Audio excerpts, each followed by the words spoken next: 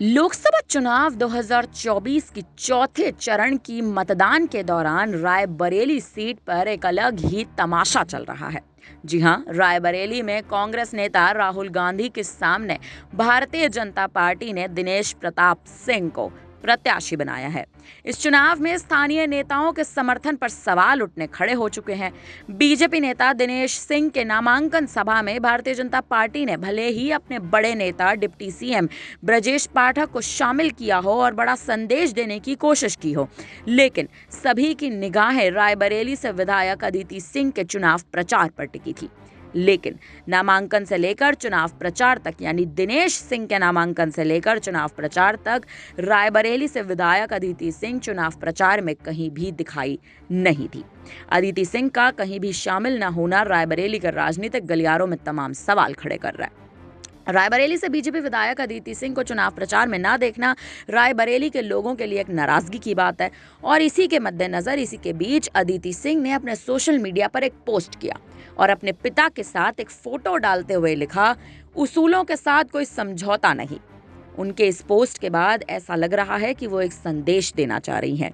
लेकिन इसी के बाद रायबरेली से बीजेपी प्रत्याशी दिनेश प्रताप सिंह के बेटे ने एक अलग ही पोस्ट किया है और उस पोस्ट में उन्होंने लिखा कि रामकाज में उसूलों को न्योता नहीं, इज्जत भी मिलेगी, तारीफ भी मिलेगी, मेहनत करके तो देखो, आपको कामयाबी भी मिलेगी।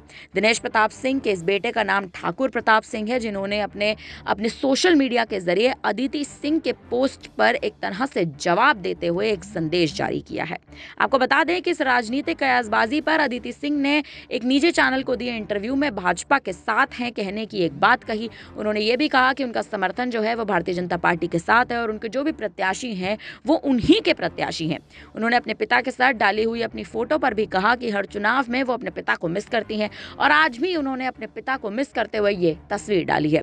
उनका कहना है कि वे रायबरेली में होने वाले गृह मंत्री अमित शाह और मुख्यमंत्री योगी आदित्यनाथ की रैली में शामिल होंगी।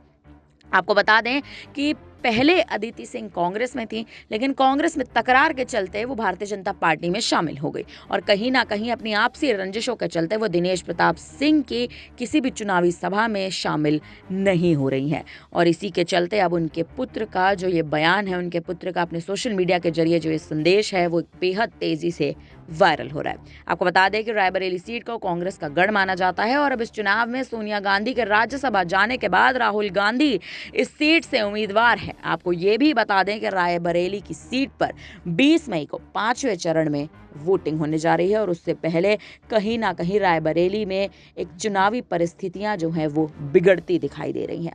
फिलहाल अब इस खबर पर और ठाकुर प्रताप सिंह के इस बयान पर आप क्या कहेंगे, हमें कमेंट करके ज़रूर बताइएगा। धन्यवाद।